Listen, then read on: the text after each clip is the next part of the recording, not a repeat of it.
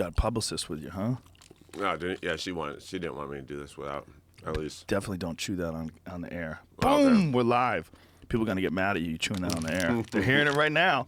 They're like, God damn it, Jon Jones. Almost finished. You had all this time. Almost finished. You're going to finish that fucking thing. That's an athlete. That's someone who works out a lot. There's imperatives, right? You got to get that food in there. Nutrition is key. It is key, but that's shit. What are you eating? What is that? A kind bar thing? That's all bullshit. Oh, it is, but... Is that a good one? Is that ones with the 5 grams of sugar, or one of them caramel fake candy bar type gammies? Yeah, 5 grams of sugar, definitely. Yeah. A little closer to that. Jon Jones, how you doing, brother? I'm on the road, Okay. I understand. I got to get you some stuff to bring with you, man. Bring some good ones. You ever fuck with that guy, Primal Kitchen, his stuff? He's got some great stuff. I'll give you some before you leave. I'd love to try it. Yeah. You're doing the number one thing that people get mad at on this podcast. When we do Fight Companion podcasts, is chewing. People get furious. So sorry. There's something about being in someone's ear. Like, my daughter was in my ear last night, and she was chewing. She was trying to sit in my lap, and she was chewing in my ear. And I'm like, this should not be bothering me. Like, why is this bothering me? I was having an internal dialogue. I'm like, honey, you're eating in my ear. And to her, she's like, what do you give a fuck? So I'm eating in your ear. I'm your baby, you asshole. What do you give a shit? How old's your kid? This one that was on my lap was 6. Oh, That's my youngest. I have 3. Oh, great. I got a 20, I got an 8, and I got a 6. A 20-year-old? Yeah. Wow. Yeah. Good for you. How many you got? I have 4. Whoa, Jon Jones. Yep, 8. I went 9, 8, 6, and 3. All girls. It's crazy, right? Yep, I want a son so bad. Jeremy Stevens says it's the fighter's curse. I've heard that. Yeah. Badasses get all girls. Mark Coleman, all girls. Yep. I think Don Fry's got all girls. Yeah, I want a son. So there's a surgery that you can do. Where I guess they take my semen and they take out all the girl, like all the girl hormones or whatever, chromosomes, and inject it into the wife. Gives you like a 90-something% chance of getting a little boy. Really? Uh-huh. Is that legit? Have you Googled it? I've heard a lot about it. I haven't Googled it, but if it's a possibility, I think we're going in that direction for the next one. Yeah, see, that's one of those things that I would Google. I would make sure that it's not some horse shit created by some dude who just wants to collect your sperm. I feel like I think I heard Kanye did that to get a boy the second time. Oh, yeah? In Kim, yeah. I don't know. I'm obviously going to look into it extensively before even trying to go in that direction, but that's the plan. Hopefully it's real. Wouldn't you think in some way, now I'm not really too much of a spiritual, well, I wouldn't say I'm spiritual, but I don't believe in, how do I phrase this? Would you worry that you would anger the gods by trying to fuck with DNA? That's so funny. That's a great question. So I actually thought that, because obviously I'm a religious guy. I thought that my theory has always been God is going to give me a son when I am mature enough to raise a man, to teach a man how to be a man. So that was always my thing, and I felt like God was waiting for me to get married before giving me and my fiance this boy. That's deep. And yeah, that was my whole theory. I was just like, when I'm mature enough, and and when we're married, God feels like we're in this good place. He's gonna give us a boy. And then I'm thinking, but if we have another girl, that trial and error is so expensive. That's 18 more years of raising another girl. So because me and my wife already have 3. I call her my wife, my fiance. She's pretty much my wife. We've been together forever. So I'm like, I don't want to risk. But you think about it in terms of a financial risk? I mean, I can afford to have 1,000 kids. Yeah, that's what I'm saying. Like, what are you doing? But that is something that gets ingrained in your head. People always say that. Oh, the cost of raising kids. Right. And you start thinking about, man, the cost of raising kids. It's more the time. Yes. That time that you got to put in. Like, you're raising another little girl, and it's all trial and error. So I'm thinking, let's just put a little science in there. And wow. I feel like God gives people the intelligence to come up with these ideas and these different, surgeries or whatever to be able to, you know what I'm saying? Like, God gives someone the idea to be able to do this. So maybe he's okay with you choosing boy or girl. Well, they didn't have the foresight when they were writing the Bible to take out genetic diversity testing or whatever the fuck they're doing. What would they be doing? Like some sort of DNA chromosomal jazz. I don't know what they're doing. Yeah, I don't know what the process is, but yeah.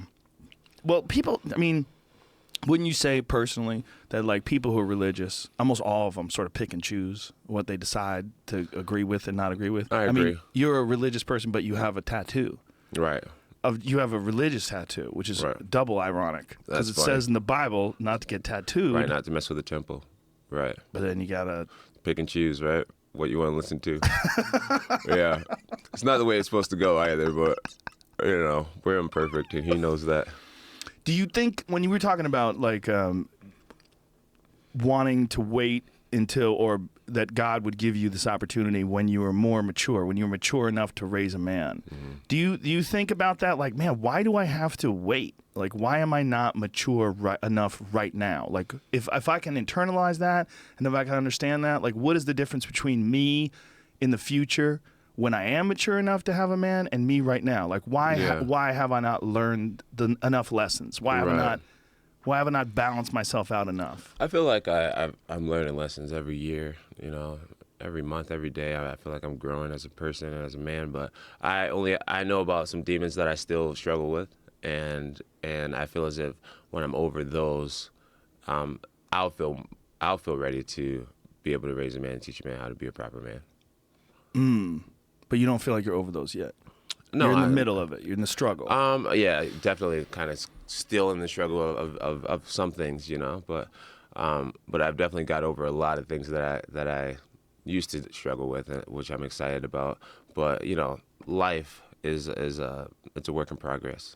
Well, you were telling me before the show that you don't do Instagram anymore. You're not doing anything. You're just sort of laying low. You're not doing any interviews. So like before you were about to do this, you're like, oh shit, I haven't done anything like this in a while. Yeah. The main reason why I decided to come on your show was I'm getting ready to do this grappling match against Dan Henderson on the 11th, and there's going to be a lot of media surrounding it. And there was a lot of, you know, I got to do like a 1-hour phoner with a bunch of different media guys. And then there's a few reporters that's going to be there physically to do some interviews with me. And I feel like there's kind of just like a lot of things kind of untalked about, and that, you know, people are just wondering how I'm feeling and what I've been up to and stuff like that. And I didn't want to have to answer the same exact questions over and over for 1,000 people. So I was just like, you know what, Joe Rogan has a lot of respect amongst the MMA community. You know, and his following goes obviously beyond the MMA community. He's a smart guy. And I was just like, you know, let me just talk with Joe about kind of everything and get it out of the way. But yeah, outside of this interview with you, I have not really done anything publicly since July when UFC 200 was canceled. You've been on a crazy ride, not just through July, but for the last couple of years. You've been involved in a lot of crazy shit. You know, what are you disappointed in yourself with a lot of this stuff? Yeah, I am. I totally am. Yeah. What does it feel like? Like, give me the thought. Like, we can go through all of them, but give me the thought. Like, probably the most I was disappointed in you, and I love you as a person. I think you're a great guy. I love you too, Joe. Thanks. I really do. I've always had a good time hanging out with you, but I was very disappointed with you with that car accident thing. Yeah. When you ran away from that car accident. Yeah. That to me was like, God damn, John's in a bad place. Yeah, it was. I was in a bad place. It was a messed up situation, man. I was in a point in my life then when I was winning all these fights. I was the it boy in the UFC, sponsored by Nike and Gatorade, and, you know, greatest of all time, finishing legends after legend after legend. Just really in this position where I felt so untouchable, and I just felt like everything was meant to go my way in that time of my life. I was smoking pot, you know, majority of my career, drinking. Me too. Huh? Shit, maybe it's happening to me. Drinking, you know, every weekend pretty much, you know, to the point of blacking out. Blacking out? Yeah, just being hammered, you know, and just being a total party boy, but still training my butt off. You know, working really hard, believing really hard, had big goals, big dreams, but just being a party boy. And I think I just took everything that I had for granted, because everything for the majority of my career has gone my way. And that morning I got in a car accident, man, it was a huge reality check. And it was, you know, I think in some people's mind they envision me, you know, hitting this car and running up and seeing that it was a pregnant lady and then taking off running.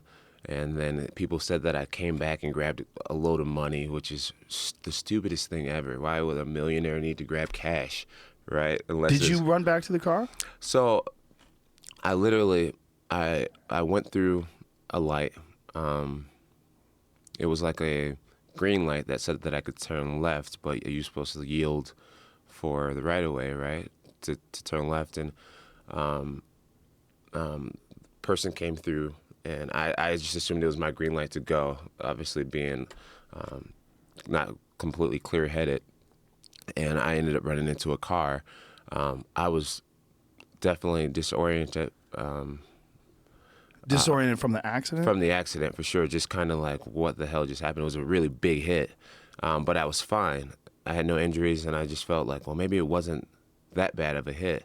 So I literally, I step out of the car, and I realized, like seconds later, I realized my bull's in the car. So your bowl, my weed. bowl, my Right. pot bowl, pot. yeah, and I wasn't smoking weed in the car or anything like that. But it was in the car. But my bowl that had residue was in the car. So I open my car door. I like take 2 steps away from the car, and then I go back to the car, and I like search the car because I had it in my cup holder. And when I hit, the bowl fell somewhere. Who knows where it flew to? But I knew shit. Like, if I can't find that bowl, that's gonna get me in trouble. Just having a bowl in my car. So I looked for like 2 seconds, couldn't find the bowl, and I just took off running. Did you look at the other person in the other car? No, I had no clue that it was a woman. I had no clue that it was a pregnant woman. How much time are we talking about? Like from the time literally from the time that I hit, I was over a fence probably 8 seconds later. It was literally a super reactionary. Like I just felt I hadn't been home yet. I stayed at a friend's house. I wasn't drinking and driving. My decision was to sleep at my friend's house because I knew I couldn't drive home. He woke up early the next morning to go to work, and he's like, "John, feel free to stay here, and you can make yourself breakfast or whatever." And the guy has a family. He has a wife, and he has a newborn baby, and I didn't want to stay at his house while he's at work. So I was just like, no, I think I'm okay. But really, I had maybe like 2 hours of sleep, and I didn't realize that I still wasn't ready to drive. So I wake up and get in my car, and I just wasn't ready to drive or whatnot. But why didn't you look at the other car? Because it all happened so fast. So it all happened so fast, and I just knew I knew I smelled like alcohol, and I just felt like if the police came, it would be a bad situation for me, and I just thought the person that I hit had to have been okay, because I was totally okay. I was like, maybe this collision wasn't that hard. So I just feel like in a lot of people's minds, they see me as like, I knew it was this woman. I saw this woman hanging out the window crying and bleeding or something like that, and like I just chose to leave her. Mm-hmm. And I didn't know what I hit. I didn't know if I hit a truck. I didn't know if I hit a punch bug. I didn't know what it was that I hit. I just knew it was another vehicle. But you didn't even look? No, I didn't look. No, wow. No clue. And I didn't go back for cash. But it doesn't make what I did okay. The fact that I didn't go back for cash and I really went back for my bull. That's no better, right? The whole situation was just a shitty situation. I was in a really bad point in my life, taking, like I said, everything for granted. If you wanted to have a situation come up with this like worst case scenario, that is the worst case scenario. Pregnant woman. Oh yeah, it makes me look like a monster. Yeah. It makes me look like a monster. When you found out I was a pregnant woman, what was going through your mind? I thought, man, I'm done. I'm done. First, I was afraid that there would be some type of problems with her baby, because obviously if she had a difficult pregnancy, then that's a whole different level of being in trouble. God forbid if she was to have a miscarriage. I would imagine that would be 1,000% put on me. So I thought about the fact that I went from just partying and enjoying this career and this amazing fairy tale life. I thought I was going from that to like literally being in jail, being labeled as a murderer. So that was my number one thing, was just hoping that the baby was okay. What which it about was. what were you thinking about yourself? Like when you did that, when you ran? I mean, there's no way you could be happy with yourself that you No, did that. I felt terrible. What were you thinking? Well, me and my mom have a great relationship. I'm a mama's boy, and then I'm the father of 4 daughters. So, you know, if anything, my respect for women is I have tremendous respect for women, and I try to like obviously being a father, I try to.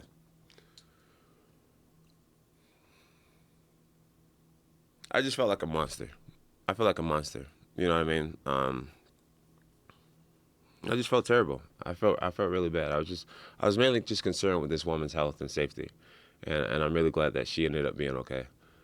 I felt really bad. I was just like, dude, even in the public's eyes, like you just hurt a pregnant woman. Like, doesn't really get worse than that. But yeah, I had no clue. I had no clue that it was even a woman that I hit, and I felt terrible. And what was the reaction from your family and friends?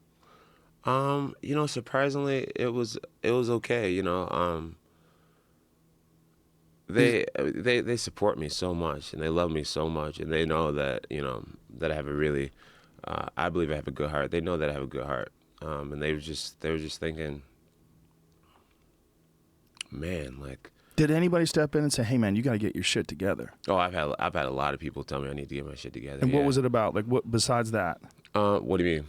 Like, besides this one instance, what other things have people come to you and said, "Hey, Jon, you got to get your shit together"?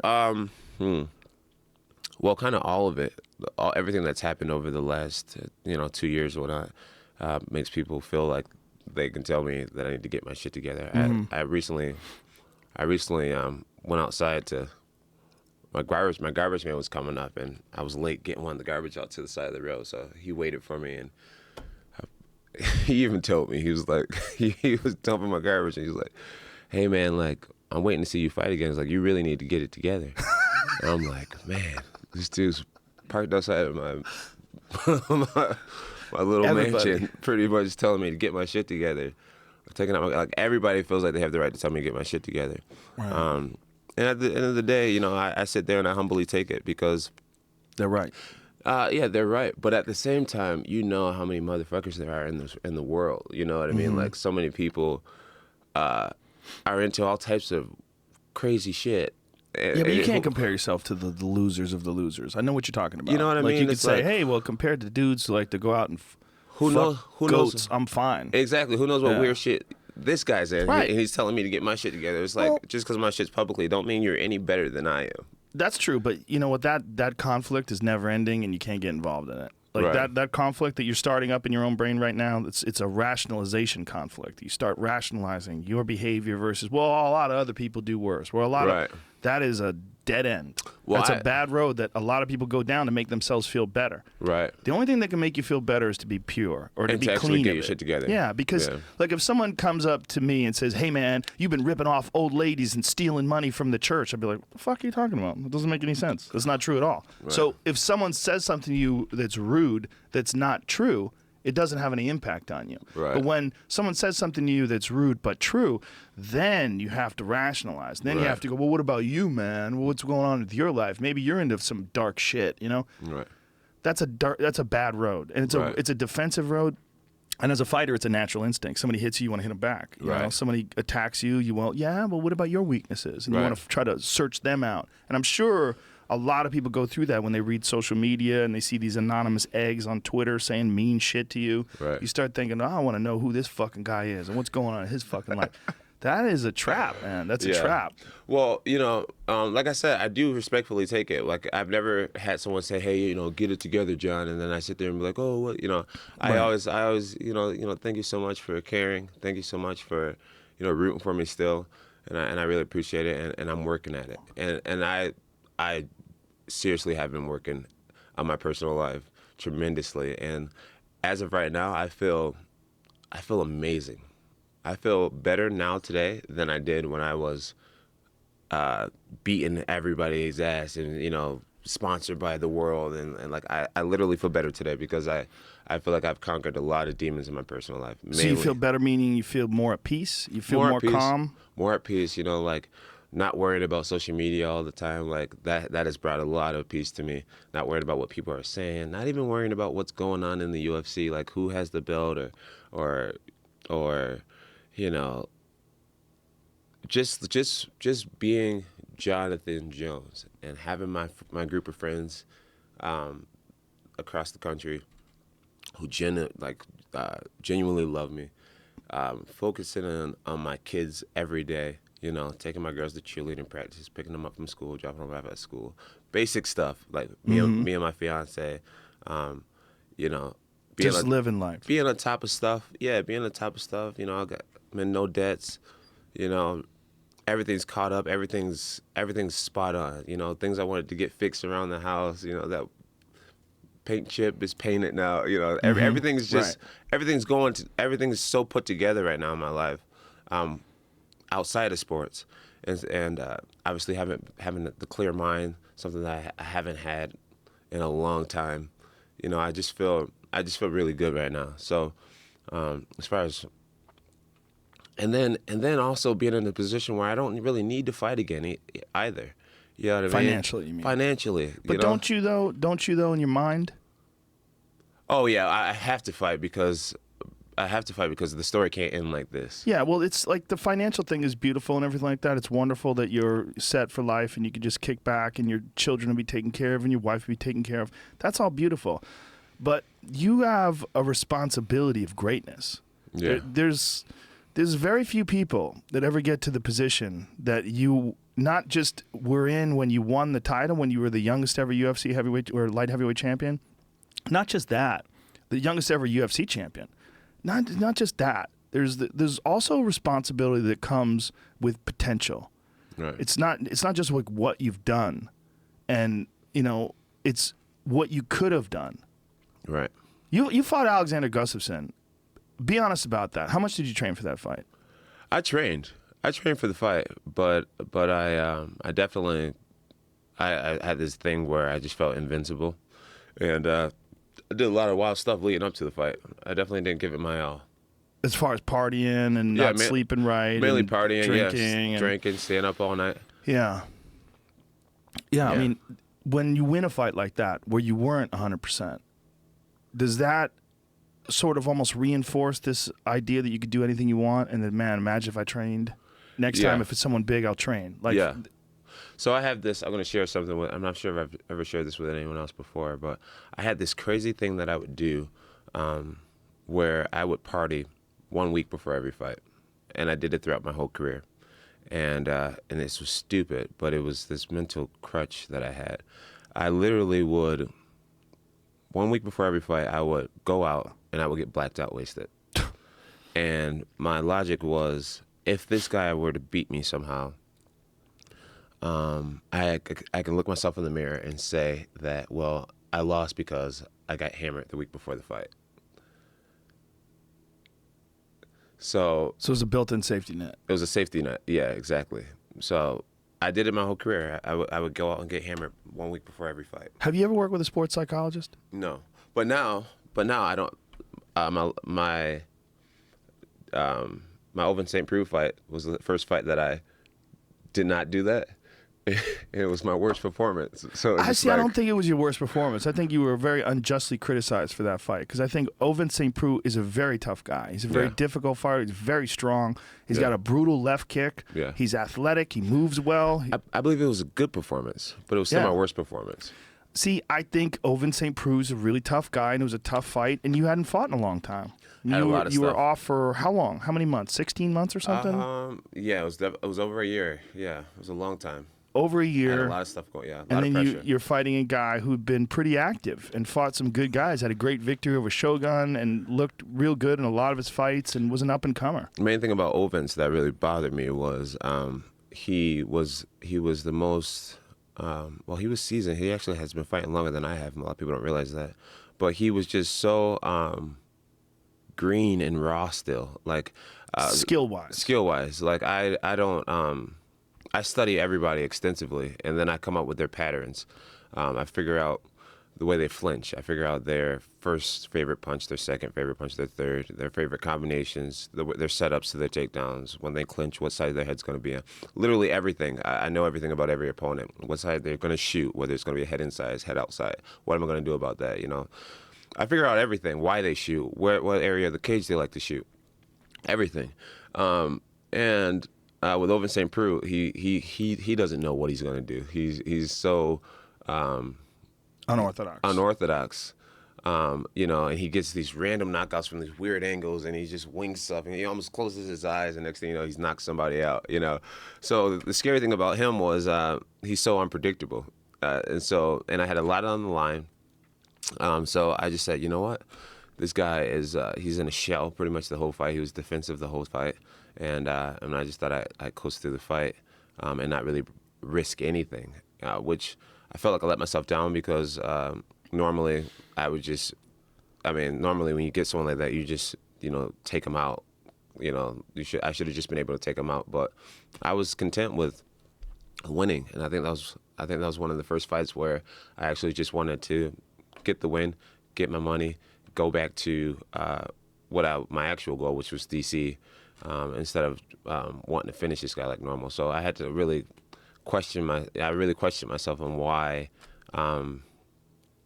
I was like that, why I was content with coasting. Well, that was a fight where that had the most pressure on you than any fight you've had before, as far as like people wanting to see how you respond to the adversity outside of the octagon. Right.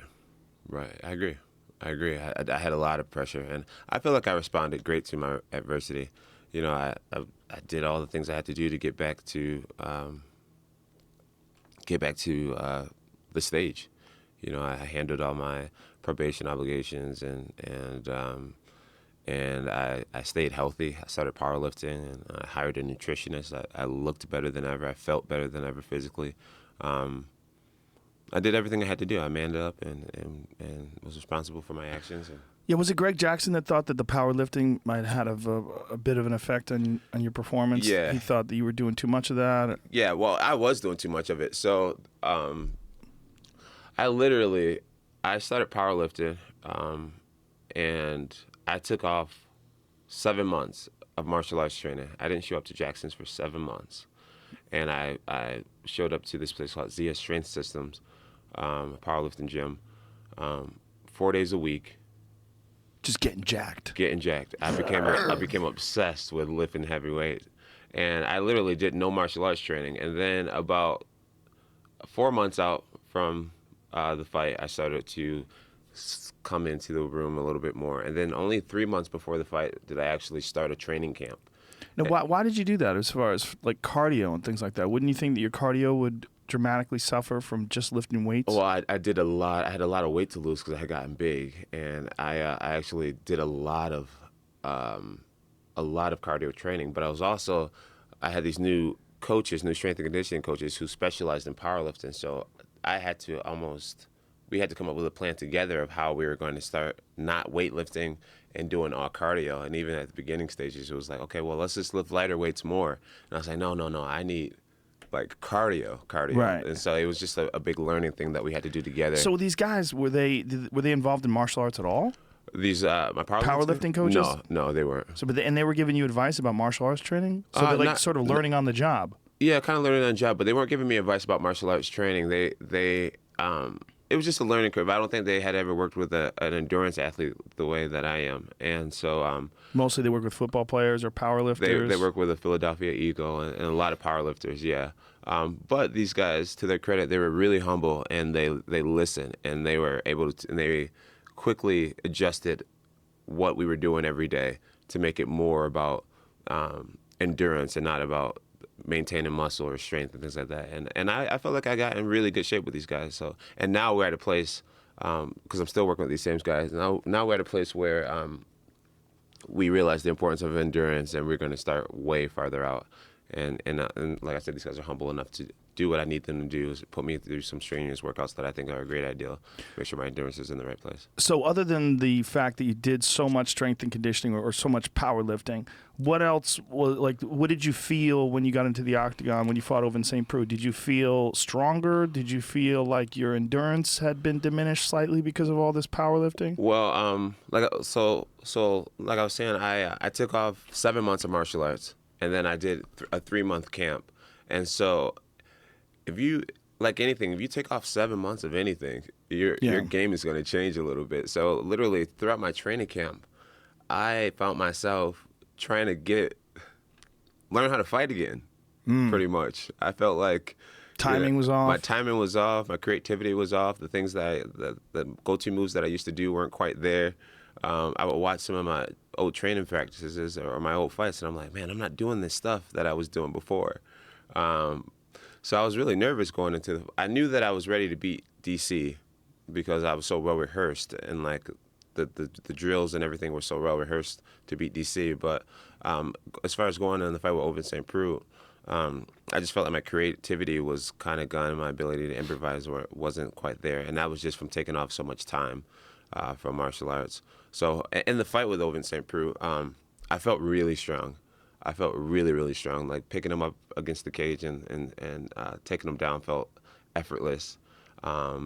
As opposed to the way you used to feel. You felt stronger. I felt really strong. Yeah, stronger.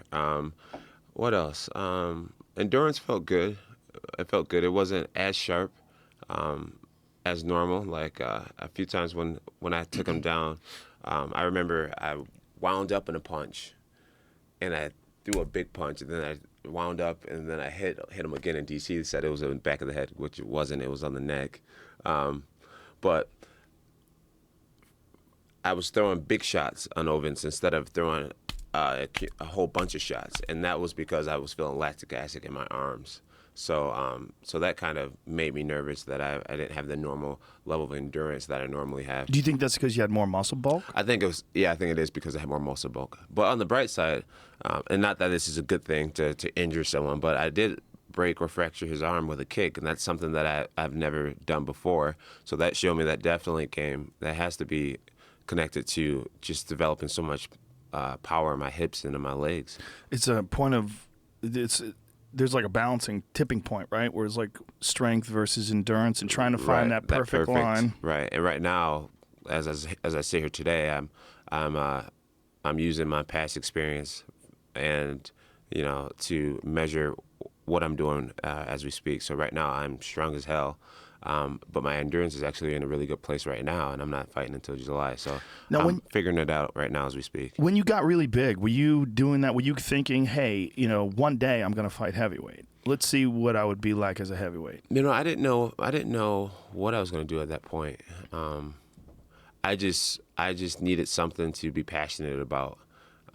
Something to be competitive about. While you were suspended. While I was suspended, yeah. And I went through a real self-destructive state right after the car accident, and then how so?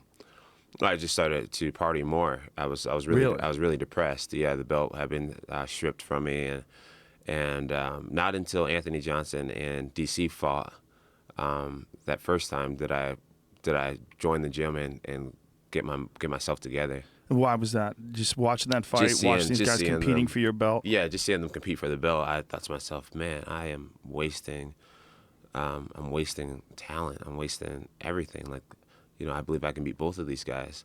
And they're up there and on TV where I should be, and I'm sitting here at home kind of, living in this depression. And so literally the next day I called, I walked down there stoned, right? And was just like, hey, I need to get my life together. I need something to be excited about, something to inspire me, motivate me, get me up, get me out of the house. And I just completely turned everything around from that day forward and just started to find a new passion, and that was weightlifting, and I got so strong so fast, and it became everything to me, like just for my numbers to go up every week, and which they did, and I found myself really happy again. Like, squatting 500 pounds, being 6'4" and only weighing 225. With these really skinny legs, 500 pounds is a lot of weight. Deadlifting 600 pounds. There are guys who have been training at that gym for years who still can't do those type of numbers.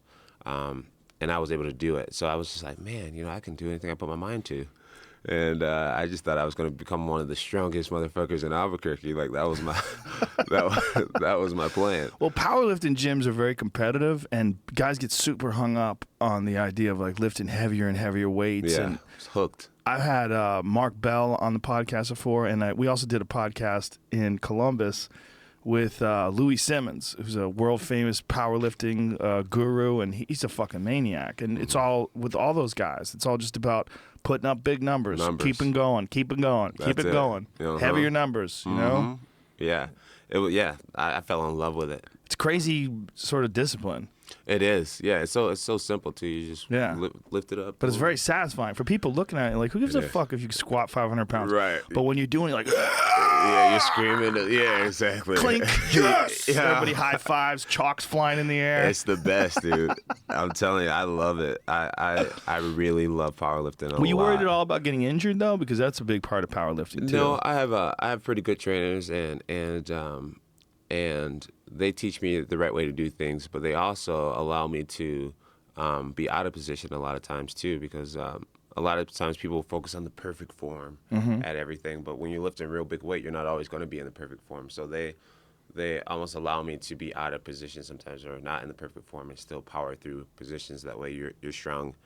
In a grappling sense. Yeah, you're strong in every part of the movement, whether you're in good form or bad form, you're still able to lift big weight. Well, that's the big theory behind functional strength, right? That's why people like doing things like power cleans and presses, because it's such an awkward thing to do with the weight, and you're in weird movements, and you're doing things with your whole body. Right. Now, what are you doing these days? So these days, I have just been doing. Are you back to Jackson's? A bunch of powerlifting and a bunch of wrestling and jiu-jitsu. That's been my thing lately. No striking? No, I haven't done any striking. My whole goal is to not get punched in the head at all. That's your goal? Well, that's what my plan is, yeah. I'm going to eventually alter my workout routine to where I'm doing a lot of mitts and working on my versatility. And just my abilities on my feet. So you're not throwing any punches these days, not throwing any kicks? No, that sounds crazy to me. But my plan is to get into that. That's not going to last for too long. But I won't be doing too much sparring, especially heavy sparring. Right, but even without doing any sparring, you don't hit the bag? You don't go in? No. Lately, I've been doing a whole bunch of wrestling and jiu-jitsu. Wow. And I'm really starting to love it, too. Just jiu-jitsu. Really? Yeah, I'm really starting to love jiu-jitsu. And the jiu-jitsu has been the art that I've neglected the most over my entire career. And surprisingly, I have the most submissions in light heavyweight history. I think Ken Shamrock is right behind me with maybe 5, and I have 6. Ken Shamrock? Or Frank, one of them. One of the Shamrock brothers are behind me for most submissions. Well, Ken was never a light heavyweight, right? I mean, Ken went to light heavyweight when he fought Tito, but in the early days, like when he was a heavyweight. I'm sure someone can figure out. Then he was a light heavyweight in the Tito days, but that was Ken, later on in his career. Mm-hmm. How many submissions did Frank have? Maybe it's Frank. I don't know. Ken or Frank. I think one of the Shamrock brothers are right behind me on submissions. That's interesting. Mm-hmm. Legends of the sport, yeah. No, pioneers, man. But now I love jiu-jitsu, man. And you're built for it. That's for fuck sure. These long arms, man. I'm becoming a choke master. I'm shocked. Like, I would assume that someone who's a professional mixed martial arts fighter has to at least maintain a maintenance level of striking. Oh, right. Constantly. And my plan is to get back in. July is still very far away. Now, when it's July, how does that work? When you're suspended, because this is a question that I've always wanted to know. Like, if you're suspended for a PED or something along those lines, aren't you not supposed to train with other fighters that are in the UFC, or is that bullshit? I haven't heard anything about because that sounds crazy, right? That does sound crazy. You can't train, especially if you're trying to help friends, right? Which would be very therapeutic for someone who's on the outside. And that's I spend a lot of time helping other fighters. Does that help you a lot when you're trying to get back into things and just sort of absolutely? There's always someone at my house studying their opponents. Yeah, that is one of the best parts about MMA and martial arts in general, I think, is helping friends. Giving back. Yeah. Something that's new to Yeah. me too, because martial arts can be a very selfish sport. Mm-hmm. You know, it's a team sport, but if you're not putting yourself first, then you're not going to make it to a certain level. So Right. I've been really selfish my entire career, and that's one thing my coaches have always gotten on me about. Hey, John, I know you live in New York. I know you got a family, but you need to get back down here and help these guys. They have a fight coming up. And now that I live in Albuquerque, I'm constantly giving back and helping other fighters, especially, since I've had all these suspensions happen. Do you surround yourself with too many people that like to party? I used to. You used to. I used to, for sure. Yeah, I used to have a lot of wild friends. And when did you stop hanging out with these people? The car accident? Or like yesterday? No, after the car accident. When I decided that I was going to be completely sober, I let loose a lot of friends. And it was crazy because my phone used to blow up on Friday nights because everybody knew that John was going to be buying everything that people needed. Like, I literally, That I becomes was a the problem. guy who went to the bar and I would just buy like 40 shots of Patron. Right. And I'm just like, and literally, if you're standing around me, you're getting a shot of Patron. I'm just passing them out, right? And next thing you know, people who don't even know each other, they're all hugging. And I'm really good at merging people together and having strangers and having a great time. And that was my thing, like walking to a bar where I know 5 people, and now I have 20 new homies, and like everybody's just hanging out. And so when you're like that, Friday nights come around 8 o'clock, everybody's like, yo, where are you going to be tonight? Right. 'Cause, if I'm out, there's going to be more people around. You're going to have a way better time. Your chances of getting laid is going up because you're hanging out with me. Like, it's just the truth, you know? So I just had a bunch of people around me. And but since I became sober, a lot of those phone calls, they slowly stopped. They slowly stopped, and so now I've been sober for almost 16 months, and now I have the best times. I have the best times. I remember everything that happens. My friends don't try to ever encourage me to drink or anything, and they know I'm not going to, right? And I just have the best times. I have the best times, and How were you able to make that transition? Did you follow any program? I stopped being. No, I didn't. I just stopped. Nothing. I stopped answering my phone call for a lot of people, and I just kind of went into hiding for a while. I just stayed away from the scene until I felt like I was strong enough to just not do it, and it helped. It helped a lot. And Now, do you ever go to bars now and order a water or anything like that? Can you do that? Yeah, I go out. And I'll drink Red Bull. Whenever I'm in a situation where a lot of people are drinking. Sometimes I feel like I'm just kind of chilling and like a little bit too chilled out. So like in order to like keep up with a bunch of drunk people who are talking, You drink Red Bull. I'll drink a Red Bull. Yeah. And it's funny Can't drink because too many of those though, man. That's bad for you. Yeah, it's terrible for you. But I mean, it's way better than just getting turned up. Right. So it's funny because I've developed this way of just having so much fun completely sober, where a lot of times when I'm leaving a place, someone will be like, hey, how are you getting home? I'm like, Driving, dude. I don't drink.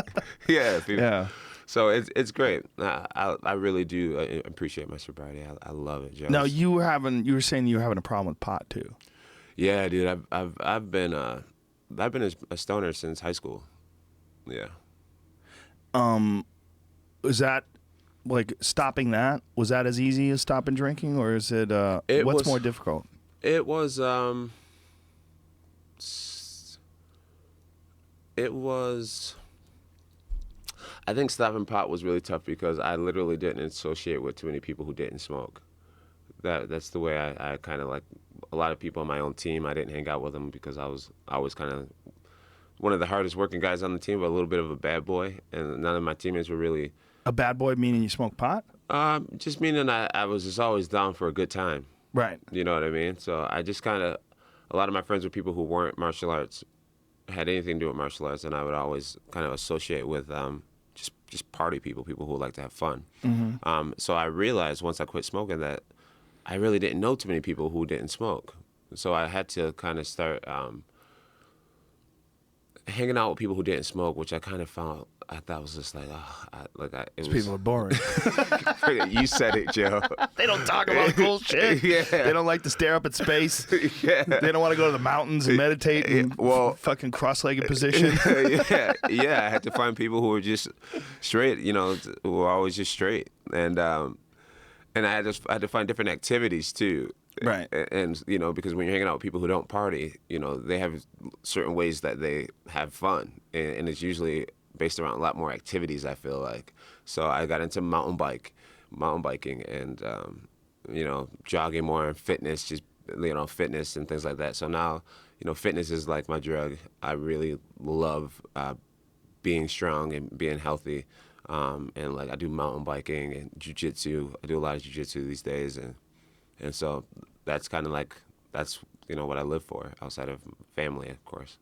Well, it sounds to me that you've done an audit of your life and you've Totally. looked at all the issues that you're dealing with and you've decided to not engage in them anymore. Do you write things down? Do you write like goals down or things that you demand of yourself? Do you ever do that? I do. I have a list in my phone of different ways of thinking that I want to stand for. Different things you're thankful for? No, different ways of thinking that I. Oh, different ways of thinking? Yeah, that I want to stand for. Yeah, I do. Like how so? Just little things that help me be patient and to be loving and to appreciate. There's just, I had to look through my phone to kind of. I just write down a lot of reminders of what I stand for, and how I view things, and yeah, but I do write things down, yeah. Now, when you look at the future and you see yourself from here on out, do you feel like from now on, for my time on this earth, no more drinking, no more pot, no more partying? I do believe that I'll drink. Really? Why is that? Just because coming out of high school, I started drinking in high school, and I always felt like I needed alcohol to be cool or to put myself in certain situations, to conquer anxiety or whatever, to be a part of the crowd and to have fun and to relax. Yeah, I always thought I needed alcohol, and so I got to a point where I couldn't just go out and have a drink. I would always get to the point where everyone's getting crazy and things are getting wild, and I never really had the opportunity to develop a healthy relationship with it. It just went from high school to college when you party even more to being famous and being able to afford to buy everybody drinks every night, right? Right. So I just, my relationship with alcohol, it became unhealthy, and I never went through a period of time where I had a healthy, mature, responsible relationship with it. Now being sober for so long, I know that I can have one drink and feel a little bit of a buzz and catch an Uber home or whatnot. Or I know that I can go out and not have a drink at all and be the life of the party. I know that I can go out and not have a drink at all and approach someone and talk to someone with zero anxiety or feeling like, I can sit amongst a group of drunk people and know that I'm cool in my own skin just the way that I am. And that's something I never really had the opportunity to experience until now. And so now I feel like I'm in a mature enough place where if I wanted to have a drink in the future to celebrate a victory or something like that, or a glass of wine at home with my fiance, I know that I could do that now. So my relationship with it has completely changed. And I believe that I could drink in the future and not run into some of the wild, crashing a Bentley into a pole, right? Stuff like that I was doing before. Well, when you say you believe you could, it's interesting. I'm kind of talking out of my ass here because I've never had a problem with alcohol, but I know people that have, and the people that have had a problem with alcohol, the way they describe it, they're like, I can't do it. Like if I go back, I will go all the way. Right. It's like that. There's a there's a thing that alcohol does to you where it says, or drugs, you know, like just a little bit, man, just a little bit. Right. Come on, we're just gonna get a little bit, just a little bit, just a little shot, just a little beer. What's a beer? Everybody has a beer. Come on, man. Right. And then that's the siren song that leads you back to the rocks. I feel like I had a problem with alcohol, but I never wanted to admit it. Like When you say you had a problem, did you have a physical problem? No. Like when you got off the alcohol, did you have withdrawals? Did you feel weird? No, I didn't feel weird. No, So- I wasn't waking up and drinking every day. So it's a I was psychological thing. I was getting hammered on the weekends. Right. Right. I wasn't waking up and like I didn't need alcohol, but I always said to myself, I don't have a problem with alcohol. But then when you run into a pregnant woman, you have a problem with alcohol. The day that something affects you, the first DWI, you know, it's a problem. You weren't thinking straight. Yeah, That's if it's like, causing and you then to lose. something was causing you to not think straight, and it was your actions and what you chose to take into your body, and then you just said, "All right, I'm done with that." Right. But you feel like you could get back to that. I feel like alcohol was never really I was never really addicted to alcohol. I was addicted to I just really enjoyed partying a lot, and I made a lot of bad decisions with alcohol. So now I really have had the time to see clearly where I went wrong with alcohol. And obviously, being a public figure and living in a small town, I never needed to be getting blacked out in public again anyways. It's just something that I look back and I hear stories. My boys are like, yo, you remember the time you did this and we were at that? You know, I'm like, you're like, I can't "Oh, believe no." I used to get blacked out in public and living in this small town that I live in. It's like, so I've had a lot of times to evaluate. Marijuana actually is something that I don't think I want to go back to. Really? I don't think I want to go back to it. You feel like you have an unhealthy relationship or had an unhealthy relationship with marijuana? I was smoking way too much pot. I was smoking way too much pot. Literally breakfast, lunch, and dinner in between workouts. To study film, to do everything. I was just. And for me, there's some functional smokers who can wake up and they have 8 things they're going to do that day, and they do all 8 things. Like me, I would wake up and I had 8 things I needed to do that day, and I'd be like, I got 3 of them done today. Like, I'm good with that. Like, it slowed me down. It slowed me down. And now that I haven't been smoking, I just feel a lot better.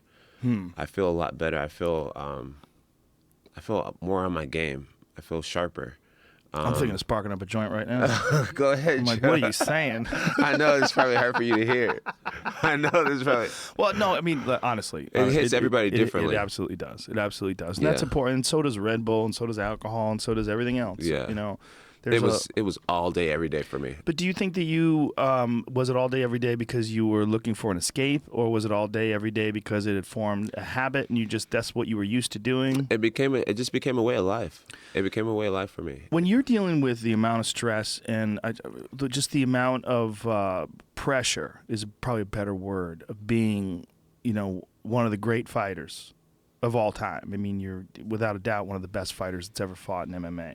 And there's so many eyes on you, and there's so much pressure, and there's so much money involved, and accolades, and all these different things. You know, hey John, we've got a business meeting for you. Hey John, this company wants to talk to you about doing this. And hey John, and there's just so much coming your way.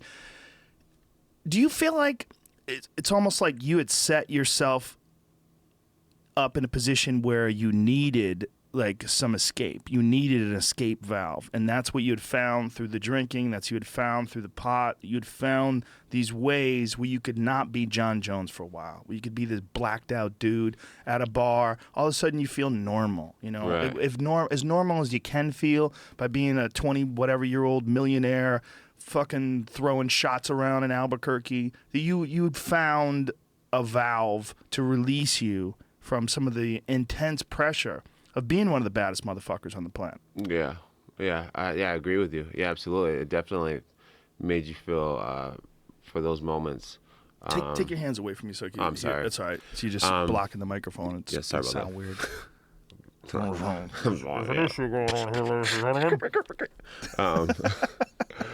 I do agree that it for those moments made me kind of feel normal, yeah, for sure. Especially Release. the bar thing. Right. The bar thing, like going out and just having a good time. Like sometimes I forgot that I was a celebrity and that there was a lot of eyes on me, but for those moments, I felt like I think that was one of my biggest problems. I felt as if I was amongst. I didn't really hold myself to a higher standard because of who I was and what I did. And even to this day, I just feel like I'm one of the guys. Like, Right. Well, you are. yeah, I am one of the guys. Like, I don't really seek hanging out with other celebrities. All my friends are like, just normal, average Joe guys. And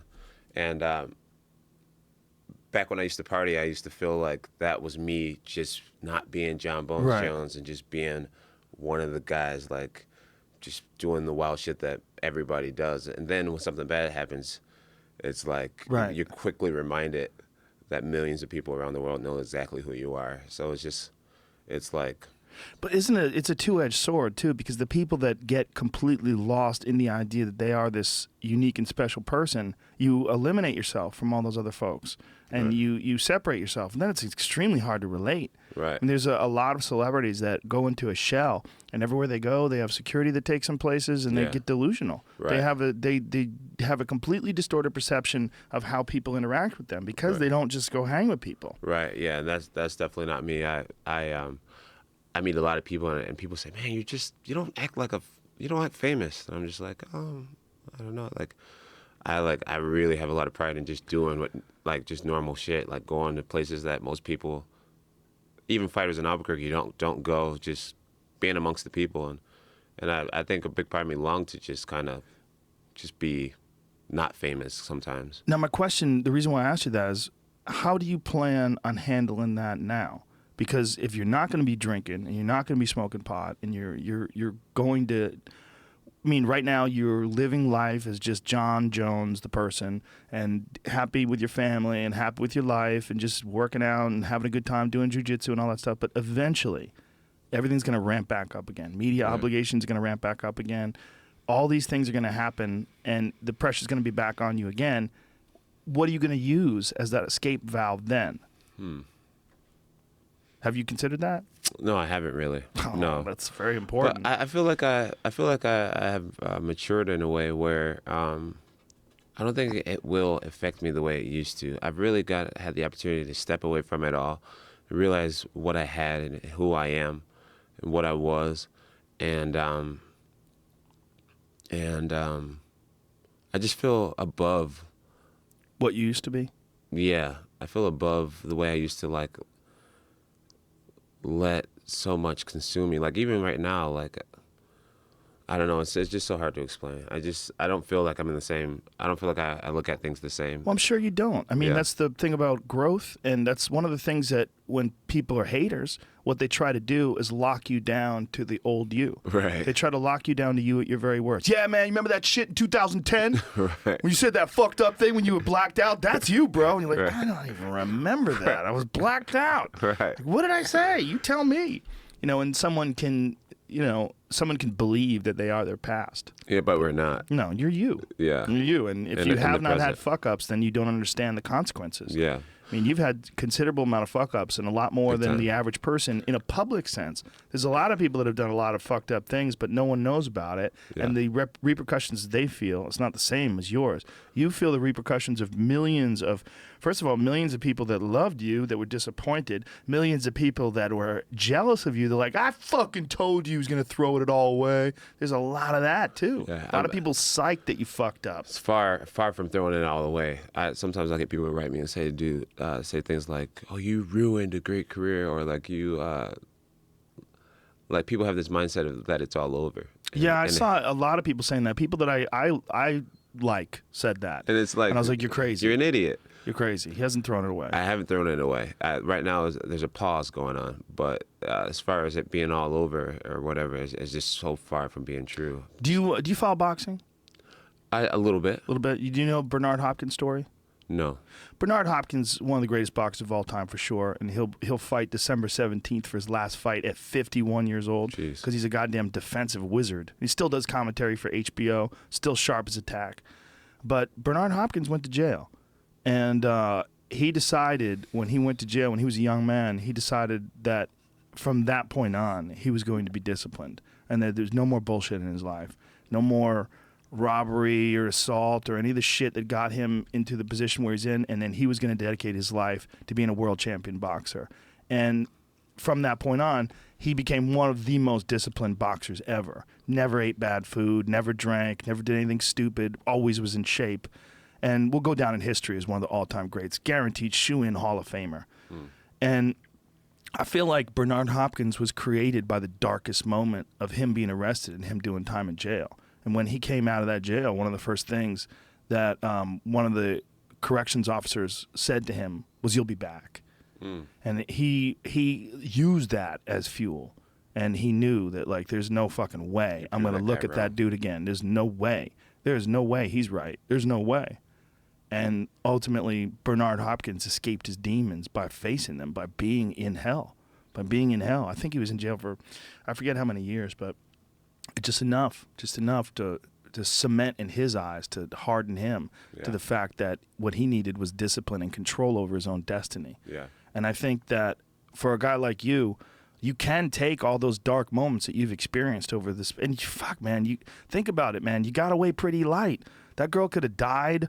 You know, horrible things could have happened while you were drunk driving, when you slammed into that Bentley into the tree. All these terrible things could have gone wrong that you kind of got away with. If you wanted to think that someone's looking out for you, you've got all the evidence in the world that points to someone actually looking out for you. Yeah, God's grace, for sure. Something out there, whether it's luck or whether it's intention or whether it's God or whatever the fuck it is, man. The bottom line is, right now, at this moment, you are still in your athletic prime. You're still only 6 months away from a suspension. When is your suspension, George? About 8 months, yeah. 8 months away from a suspension being released. And, I mean, this is all a great thing. How old are you now? You're 30? 29. 29? Yeah. When's your birthday? July 19th. So you'll be 30 when you come back. I'll be 29 still when I come back. It's your fucking athletic prime. Yeah. That's at your best. Really, your prime is like 32. That's why I like. I put the Jordan meme up, the Jordan crying face, as my Twitter picture. Have you seen that? No. I put that up. Is it with you with the belt on, the Jordan face? Yeah. The reason why I put that up is because I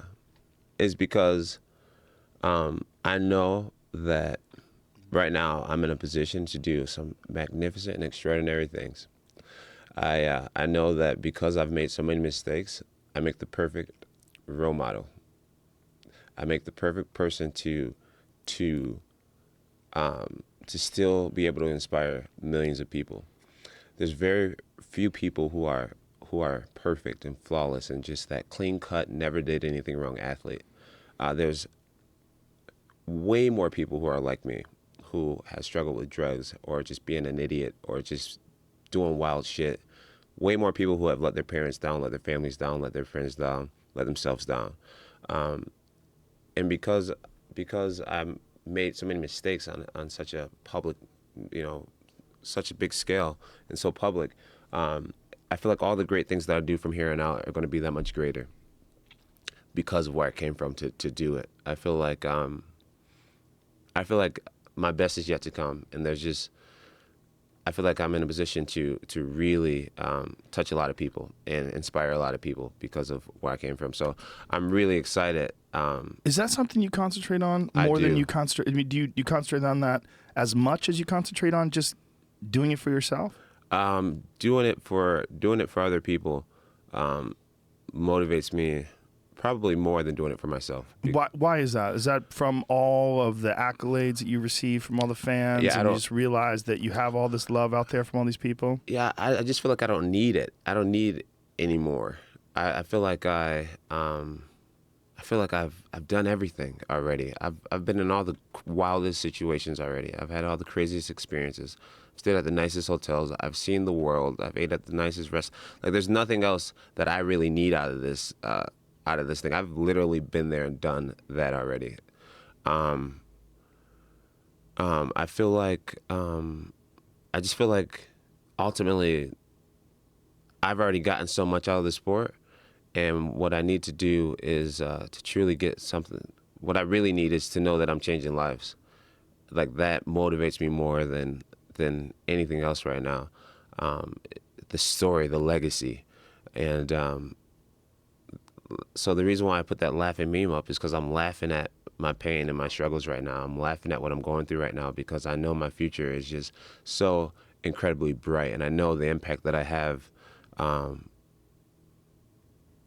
I know what I can do and what I'm going to do. Like right now, I'm in a waiting period where I have to wait before I can show the world what I'm actually capable of and what I can be and what I'm going to do for someone else one day. And it's also laughing at like people who actually think that I'm out, down and out. Like people who actually think that my story is over, or it's just like I'm just laughing at it all because what I've done is like I've seen some athletes come back from way worse stuff, rape charges and murder and attempted murder and all this type of crazy shit. If anything I've done, I've partied too much and I've done a lot of stupid stuff like from being a party boy. I know I'm not a bad person. I'm not like this evil athlete. Does it bother you when people think you are? Because some people. No, I don't. Because when I ask people, it's like. No, I don't. It's people who wants to believe that I'm this terrible, it's just one of the worst things that has ever happened in sports. People want to believe that because they just don't want me to be all that I can be. It's also because people look at the worst case scenario. They look at the worst possibility. They look at you as this guy has had so much success, so many things handed to him that maybe he thinks he's better than everybody else. Nothing's been handed. So he thinks, of course, right, of course. Yeah. But they don't think, they don't think about it that way. I know that, but they don't think about it that way. When they see the worst case scenario, I mean, the way it was played out, a pregnant woman in a car, and you get in a car accident and you took off. Yeah. Yeah. I mean, it is like, for the haters, it's like a dream come true. Yeah, it is. But one thing I've learned about myself is that I can't be held down. I'm not held down very easily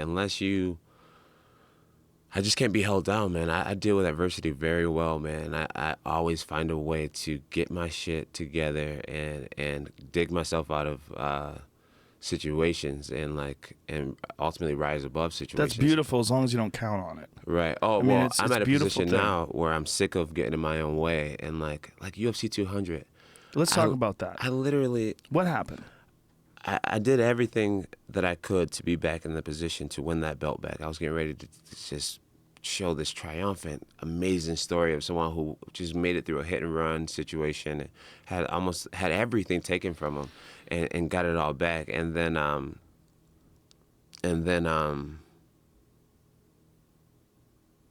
sorry, I'm thinking about so many things at once. I'm having So let's just talk about what happened. You tested positive for some estrogen inhibitors. Yeah, estrogen blockers. Estrogen blockers that a lot of people associate with people who take steroids. Right. When people take steroids, they want to restart their system, or if you want a testosterone boost, you take Clomid or Clomiphene, and these are standard drugs in the steroid users world. Yeah, this is all new for me. Yeah. Basically, what did you take? So I took an off-brand Cialis pill. Off-brand. It wasn't actual Cialis, but it was described to me as being a Cialis, and so I thought it was a Cialis, and I just took it. So why does a guy like you need Cialis? I have a huge cock, Joe.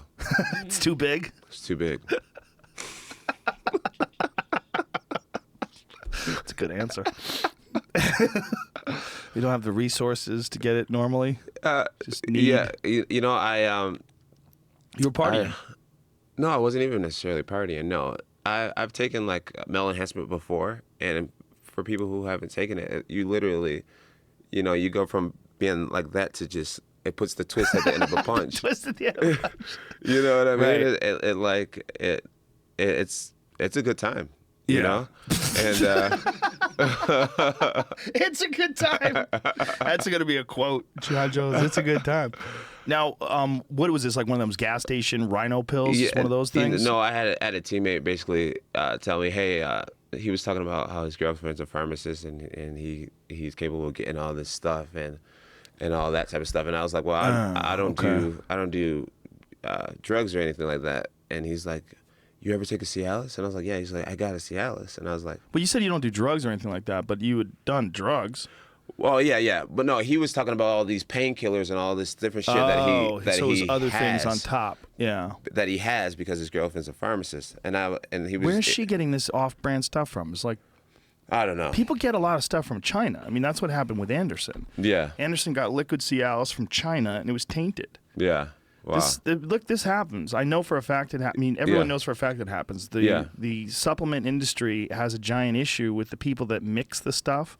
Like if you have a vat and you're mixing up whatever creatine or something like that, and right before, I mean, if this is done in some country or some place that doesn't have excellent standards, it's not scrupulous. You could be scooping up steroids in the batch before that, and you just throw the creatine in it, and some of it gets contaminated. Yeah. They don't clean it. Yeah, and that's pretty much.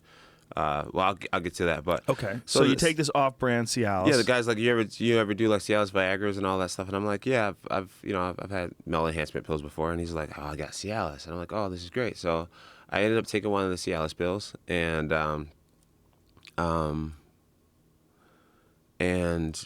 I thought everything was fine and dandy. I had no clue that I was now having something else in me that was illegal. I took the Cialis pill on June the 14th, June 16th. USADA came over to my house 6 o'clock in the morning. Hey, what's up, guys? Got coffee going, offering everybody water bottles. Super nice, hospitable, come in. Laughing and joking with them. I had no clue that test was going to be the test that derailed my life. And, right before UFC 200, my manager, Malky, calls me over to his hotel room, and he's like, hey, I want to talk to you, man. I'm like, what's going on? He's like, hey, you're not going to be fighting. I was like, what are you talking about? He's like, you didn't pass your drug test. And the level of hurt and confusion, and I literally had an anxiety attack, and I had never had one of those before. What does that feel like? I felt like the whole room just came in on me. Like, the whole room came down on me, and I couldn't breathe. I remember opening up his hotel window, looking for a balcony so I could just breathe and realize that I'm, like, not trapped. There's literally, the window opened that much. I was like, what the fuck? So you don't jump out. I'm like Is it a hotel in Vegas? Where was it? In Vegas. Fucking. I'm breathing. They don't want gamblers leaping. I'm breathing through the thing, calm myself down, and I instantly started thinking about I had the weight of the world literally on my back. I knew that I wasn't going to be fighting a few hours before everyone else knew, the public knew, and I could already start hearing everything. Even my own coaches were looking at me like, just their hearts were on the floor. Like, I had done so much to get back to fighting at UFC 200, like getting my life in order, getting the people around me in order, getting my health, my mind, just being in order to beat DC. And like literally right now, I've done so much of the right things to be back in a good position. And right now, people look at me as if I still don't have my shit together. But the only thing that I did was I took a pill that I thought was going to give me a boner. And it's caused me a lot of heartache and a lot of disappointment and a lot of, just threw me back Did you a think year. in any way, shape, or form when someone gives you this pill and you don't know where it came from, you don't know what, did you think, man, I don't know what's in this? No, I didn't think of it because I had been dealing with the athletic commission. I've been in the UFC for a long time. And I've taken little gas station dick pills before, and I've never failed a drug test, ever. Right, And but then did you ever think that you might have got lucky? No, I didn't think I got lucky. I thought that you failed drug tests when you're doing sketchy shit. Right, but didn't you think there might be some sketchy shit, some No, Chinese no. gas station rhino dick pill? What you know about the rhinos? My friend Brian called it. He was on the podcast. He said, John likes to party. I bet he took one of them dick pills. No, that's funny. He called it. Yeah. Well, he was on. I've taken them several times before, and with the Nevada State Athletic Commission, I always pass my drug tests, and I know that I would never do anything to cheat this sport. I have a lot of pride in my work ethic, and knowing that, dude, I've been skinny my whole career, whooping people's ass. I'm not a knockout artist. I win because I'm smart, and I work hard. But with the Nevada Athletic Commission, I never had an issue. And then I was suspended when USADA came. So I was never really educated on how serious USADA really was. Like, I came back to the game and there's like, oh, we got this new company named USADA instead of Nevada. What were you suspended for when USADA came? Oh, you mean For when the they hit and came run. into the sport? I understand what you're saying. When you- Not when when you they came into your house. No, and when tested you USADA that came day. into the sport, Okay. I was I got confused for a suspended because of my hit and run, Right. and so I never had even met anyone who worked for USADA. I had never been set down on a USADA seminar, what to do and what not to do, and how serious it is, and what could happen if you do this. And only thing I knew is I had to report where I was at. Like, if I go to LA for the weekend, I got to let USADA know that I'm in LA because they could drug test me at any time. That's the only thing I really knew about USADA. I didn't know that doing something that I had done several times before could ultimately lose me a fight. So the only difference was I had taken like little gas station pills, and I've taken Viagra before. This teammate gave me something that was Cialis. I thought the only thing that it would do is make me bigger and stronger for longer. That's all I thought was going to be happening. Right. And then when I find out that I just failed the drug test. Do you know that Viagra is actually illegal in the Olympics? I didn't know that. Yeah, you can't take that stuff. The Viagra is a performance enhancer. It's a vasodilator, I believe. I believe that's how they describe it, and it actually has athletic performance enhancing properties to it. How does it help you? I don't know. We'd have to look into that, but I think it's similar to, in a lot of ways, to nitric oxide supplements. Like a pre-workout, get your Yeah, yeah. your blood cells open. It does something to open up your blood cells and get you pumped. I mean, it does something not just to your dick, but to all of your muscle. Yeah. I don't know if I would want to be pumped up during a fight. I don't think it works that way. I mean, I don't. I think it actually can potentially help endurance. Well. Yeah, I know, but I know that athletes take it for that reason. That's why it's banned from the Olympics. Yeah, but yeah, I understand that wasn't your intention. it was not my intention. Right. I had no clue that I needed to report this to USADA because I thought, literally I was reporting everything else. What supplements, what pre-workout, what, my amino acids, Right. my protein powder. Like USADA had all my stuff. So what happens once you find out? How'd you narrow it down to this pill? I literally, I went through my supplements and I handed it to, I hired a private lab and a lawyer, and we started giving them everything that I took, which isn't really a lot of stuff at all, stuff that everyone should take. Fish oil, basic supplements. Protein powder, fish oil, liver cleanse it, or whatever. Just grapeseed extract, that kind of stuff. Yeah, just very, multivitamins for men. Very basic stuff. Okay. And then Gat Nutrition was like, we've scanned all of our stuff. We know it's not from That Gat Nutrition website, though, is fucking hilarious. We Well, went to the Gat Nutrition website the moment we found out about it, that Mm-hmm. someone said, John's sponsored by Gat Nutrition. So we go, okay, let's check that out. Gat Nutrition is some fucking dude is just jacked. they have a lot of great products that if you want to get big and strong, then you can definitely go to them. But as soon as we saw that, we were like, what in the holy fuck is he taking? Oh, no, no. But people saw you. You got gigantic I got from huge, the powerlifting. ironically. Yeah. Completely natural. That's why I have great pride in being a natural athlete. So they got all the GAT stuff tested and clear, right? Everything was clear. Does GAT have other things that USADA don't regulate? Absolutely. But the things that they gave me, they were super smart about, and all the products I was taking were clear. So my manager was like, think outside of the box. Like, did you take anything that could have possibly been? And I was like, I don't think so. Then I was like, well, one of my teammates did give me this dick pill, and he's like, I need those. So we got those pills tested, and sure enough, they in their ingredients they listed about 5 products in their ingredients, and they actually there was actually like 7 products, 2 that weren't listed in the ingredients. The 2 estrogen blockers were never in their ingredients, so it was a tainted pill. You understand what I'm saying? Yes. So the USADA was able to tell, okay, this was totally inattentional. There's no way in hell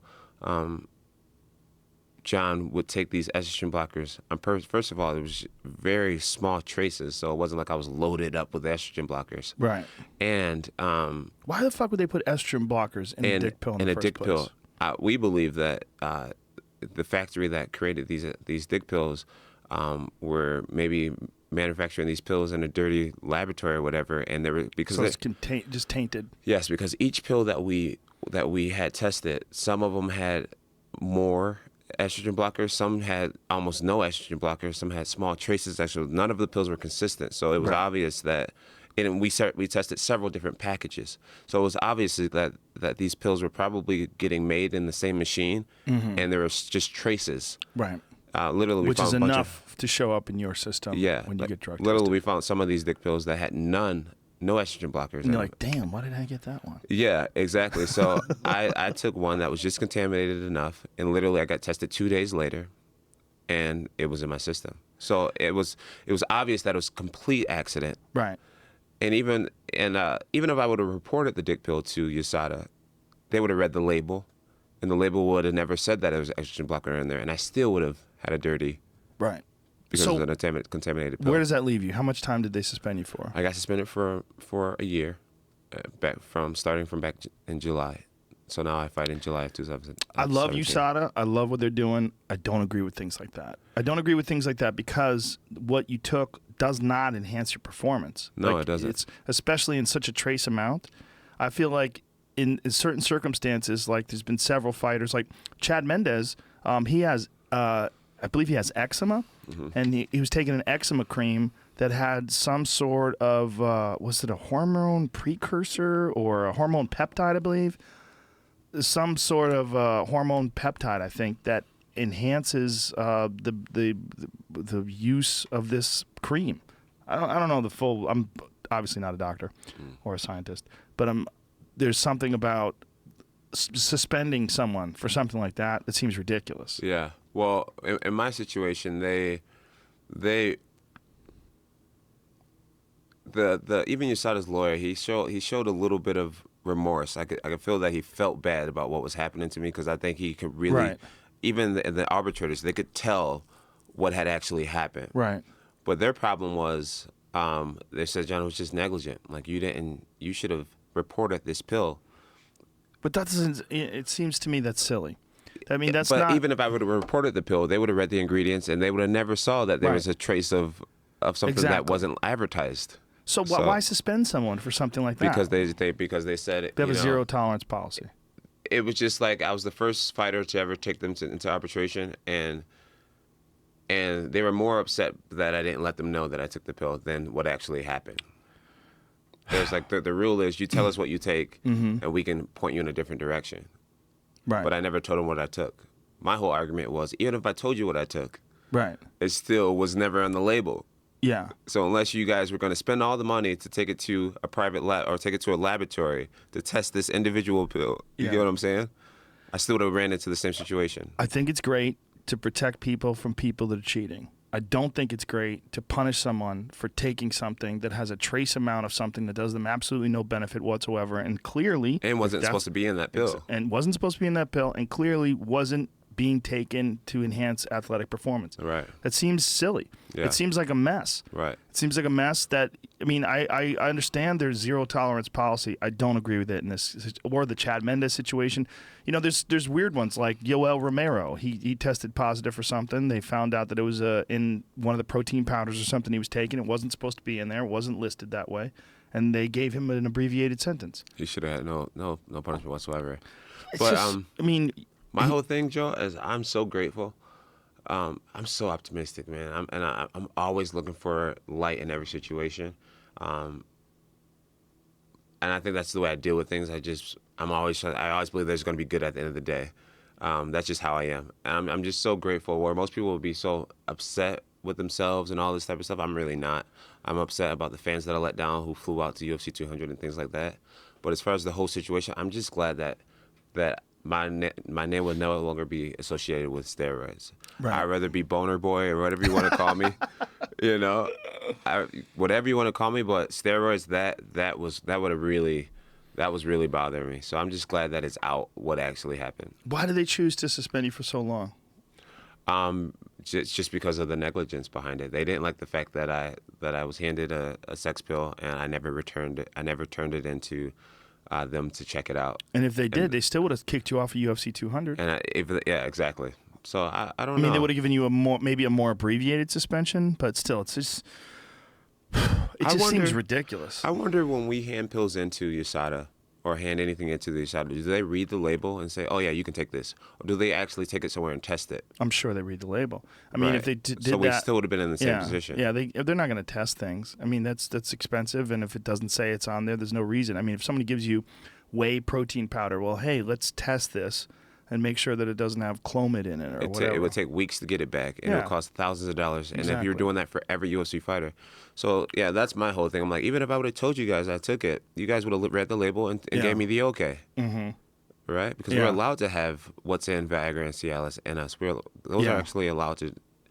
But because mine was tainted and I didn't ask, they were just like, well, you never asked, so we're going to suspend you. So I don't really know why they decided to go ahead with the full maximum punishment.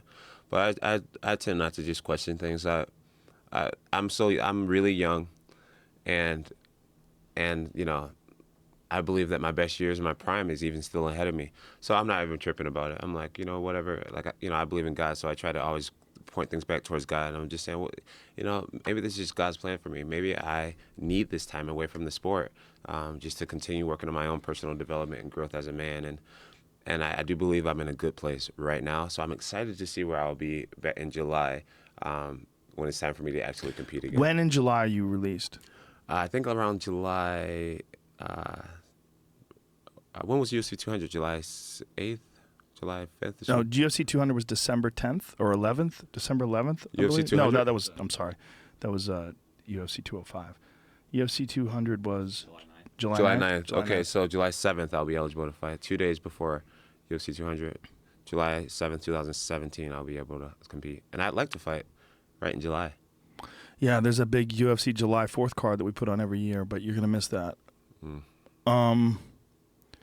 What do you think now when you look at the UFC title picture? Cormier just had to pull out. He injured himself, and Rumble Johnson decided not to fight Mousasi. He decided to step back and wait for Cormier. I don't blame him. Yeah. I don't blame him. I think that's a smart idea. Mousasi is capable. He's a very smart fighter of beating Rumble Johnson, and it's a high risk, low return. Yeah, low return. Why do you need to beat Mousasi? Yeah. The title fight picture is sort of waiting. A lot of it is waiting on you. That's a big part of it. Yeah. Waiting on you to return. Yeah, I'm excited to go back and get my baby. Have they had conversations with you about when you do return, what kind of fight you would have? Would you go right to a title fight? Would you fight a contender? No one has spoken to me about whether I get an immediate shot or whether they make me fight at least once or twice before. Or no, I have no clue what they're actually planning on doing. But how often do you communicate with the UFC? I literally haven't spoken to Dana White since like a week before UFC 200. Now that the UFC's been sold. Well, actually, not a week before. Fight week of UFC 200, yes. Anyways. Now the UFC's been sold and there's these new owners. What's your thoughts on all this? I'm excited to get to know the new owners of the UFC. I've had a few interactions with Ari before, but obviously I've never dealt with him on a business level. But I'm excited. I do miss Lorenzo Fertitta. I think I had a great relationship with him. He was always the calm, cool, collected one, the one I could actually, like leave emotion behind and like really have a good conversation with. So, we had a great relationship in that way. But I'm excited about the new leadership. Yeah, it's interesting, right? It's a new chapter, and it is a lot of who knows. That's what gets exciting, and they're obviously very entertainment business savvy, and see where it leads to. Mm-hmm. When you look at the state of mixed martial arts today, what problems do you see in MMA? Do you see anything that stands out glaringly? Like here's some things that I think about. Weight cutting. Weight cutting is a giant issue. When you see all this work that's being put in by USADA to make sure that people aren't taking things to the point where someone like you, who's taking something that's not a performance enhancer, gets suspended for a year, And the idea is that you're supposed to be protecting fighters from someone who's doing something that's dangerous, right? That's the take behind it. The cheating and somehow it could cause potential danger or damage to people. But what about weight cutting, man? Isn't extreme weight cutting one of the most dangerous things? So we're gonna put this on pause. I have to pee. So. Oh, okay. Go ahead, pee. I'm drinking this water and coffee. 1 second, Go ahead. guys. Talk about weight cutting. John's gonna be right back. Go right to that door. Take the eggs on the light, and don't let your publicist talk you out of coming back in here. She's probably listening. Interesting. Very forthcoming with the boner pill talk. I think that's important. I mean, if anyone's gonna believe him, that's the only way to really get it out there. I fucking hate weight cutting. I do. I had a conversation with Ari Emanuel about it, and I'm going to have a conversation soon with Nowitzki about it. And I just think it's the most unnecessary and dangerous aspect in fighting. The most important aspect in fighting is fighters being healthy and in shape and competing to the best of their abilities. And if there's anything that inhibits that, other than not training, it's the dehydration effect of weight cutting. I think weight cutting it's terrible, and now that they can't use IVs, I'm not, obviously, again, I hate to have to say this again, I'm not a doctor, so I don't know what is the most effective method of rehydrating, but I've talked to doctors, and I guess they vary in their opinions, because some people say it's orally is the best way through drinking water slowly, but some people say it's not. Some doctors say no, IV is a far superior method, especially when it comes to rehydrating the brain, which could take as much as 72 hours. I think it's interesting that in boxing, most of the deaths have come from the lighter weight divisions, and they attribute that also to weight cutting and dehydration. Hey, so yeah, my publicist said that I'm talking way too much, and we're going to have to end this thing. I knew it. I knew it. She's like, you said too much about the dick pills? Mom on the dick pills. Longer, faster, harder, Jones, really? How much weight do you cut? I don't really cut a lot of weight at all. I get myself down to about 220 on fight week, and then what do you weigh right now? Right now I'm 230, 232, 230. But I get myself down to about 220 during fight week, and then I make sure that the day of weigh-ins, I cut about 5 pounds of water. That's nothing. No, it's nothing. But that's a testament to just, preparation. Yeah, I've been doing it for so long now. I know my job is to be, to have my weight together. When you see Conor McGregor weighing at 145 and he looks like death. Right. That when I see those, that's what scares the shit out of me. Yeah. When I see people that are just clearly cutting way too much weight. Or the worst one I ever saw was Travis Lutter when he fought Anderson Silva. Travis Lutter, he had his lips were dried up and cracked, and he was shuffling to the scale. He couldn't walk. He didn't have the strength to pick his feet up and walk. He was just shuffling towards it, and he still didn't make the weight. Yeah, it's shitty. But, scares me the most because there's not a lot of options when it comes to weight classes. If someone's 185 and they go, man, I'm having a hard time fighting 185, then they look at you and they're like, fuck that. This is 205. That's a 20-pound jump. Right. 20 pounds is a big jump. It's huge. Yeah. Yeah, as far as weight cutting for me, I just, it's never really been an issue for me. I've always made weight. I've never come close to missing weight. I just think. But aren't you lucky though that you're in the neighborhood of 205? What if you were just a little bigger, and and you're in the heavyweight division? If I was a little bigger, then I would go to heavyweight. But a part of our job is to keep our weight under control. Right. If you're going to be fighting at 205, you have no business walking around at 250. Right. You know what I mean? So you just. Do you think there's enough weight classes? No, I would like there to be at least another weight class when it comes to us big boys. I would love it if there was a 225. Like a 225, yeah. I believe if there was a 225-pound weight class, I'd be a 2-belt holder myself. Do you feel like that would be a better weight class for you? I love 205. I make 205 just fine. But 225, I compete against a 225-pounder any day. Face a guy who's showing up fight night at 240 or whatever. I spar against heavyweights pretty much I've been doing it my whole career anyway, so it'd be great to see something that bridges that gap a little bit from 205 to 265. Yeah, I would like to see it. I would like to see between 55 and 70, 70 and 85. There's just 15 pounds is a giant leap. 20 pounds from 85 to 205. And then, of course, 205 to heavyweight. That's a huge leap. That's 65 pounds. That's gigantic. Yeah, a lot of people are like, why don't you go up to heavyweight and try to win the belt there? I'm just like, you realize what you're asking me to do? Like these guys are very skilled. These guys are very skilled, and they can weigh 60 pounds more than me. That's very dangerous. But have you thought about doing heavyweight? I do want to challenge for the heavyweight title, but I'm waiting for the perfect opponent. And when you do that, when you challenge for the heavyweight title, are you going to gain weight, or are you going to fight at the weight you're at?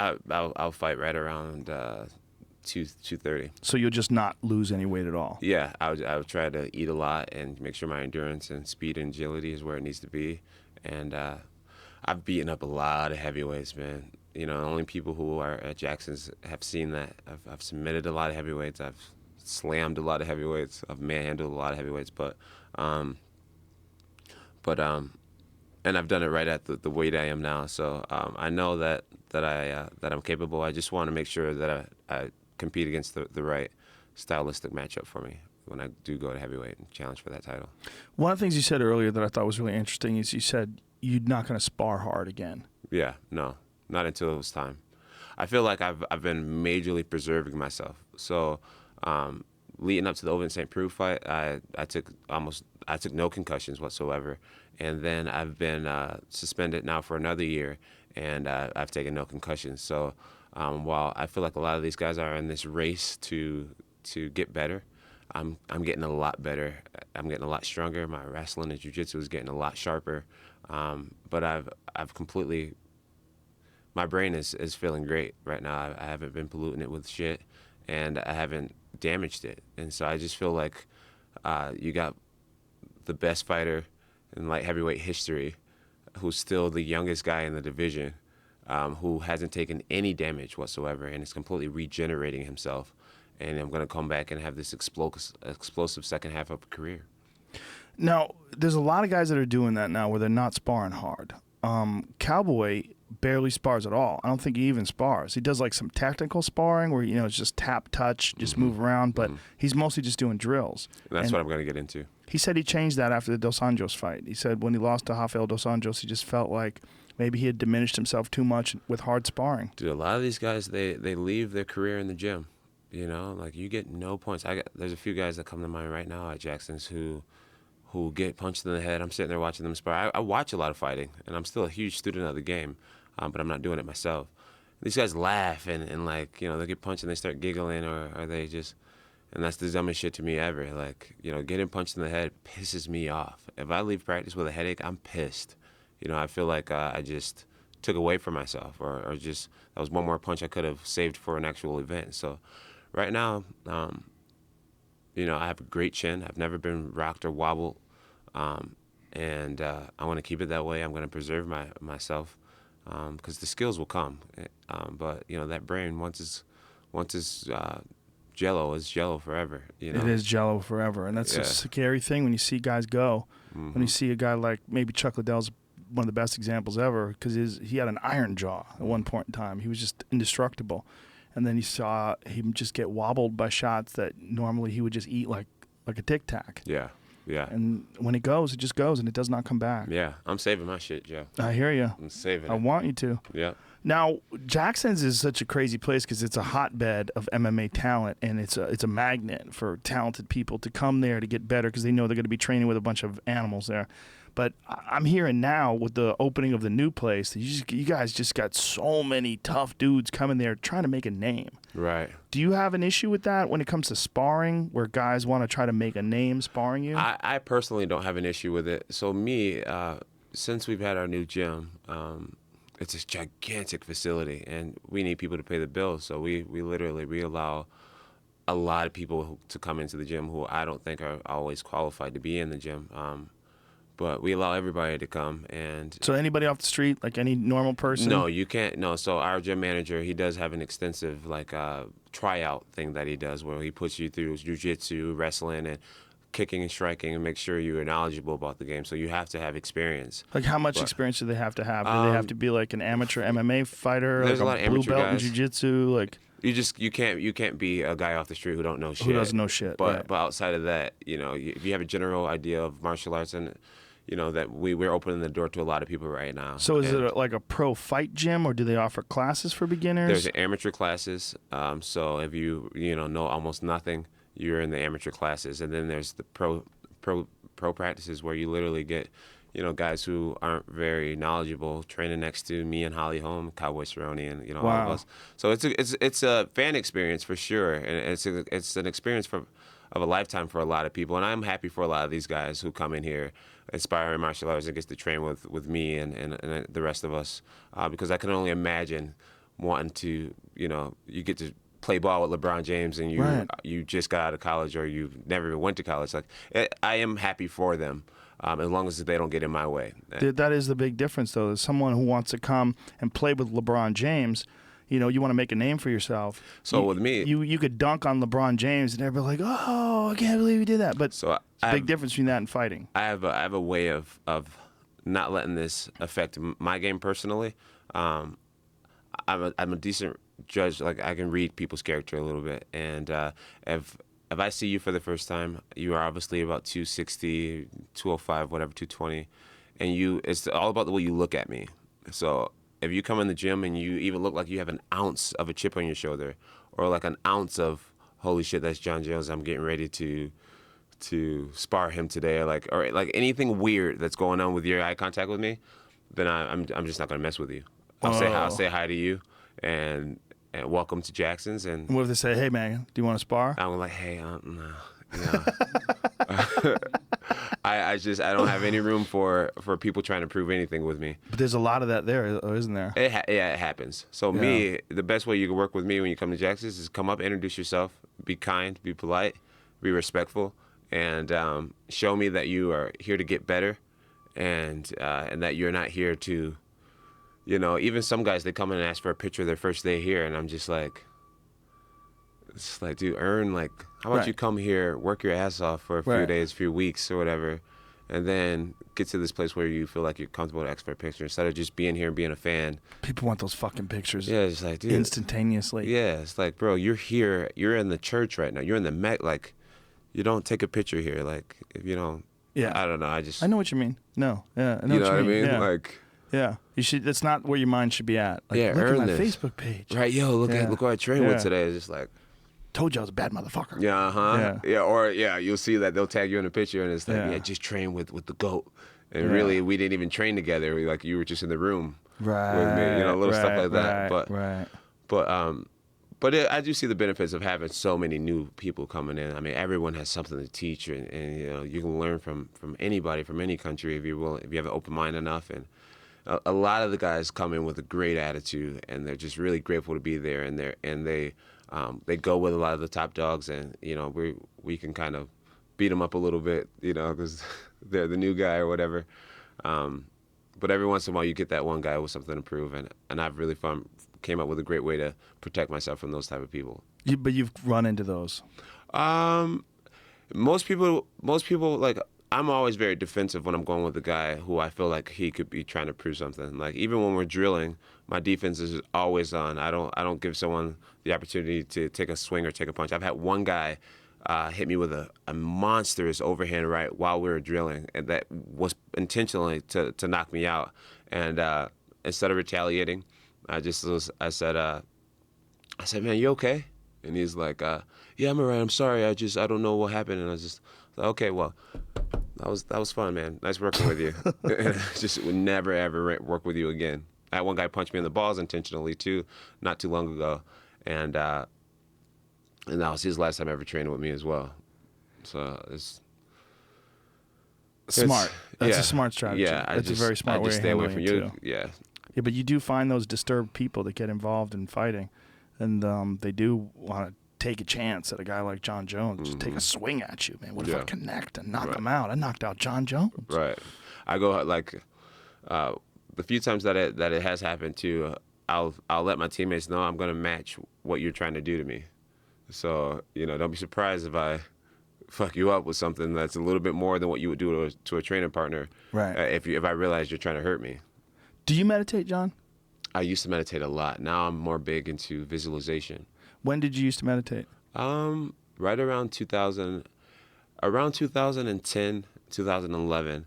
I went through this huge spiritual thing where I became obsessed with the power of the mind, and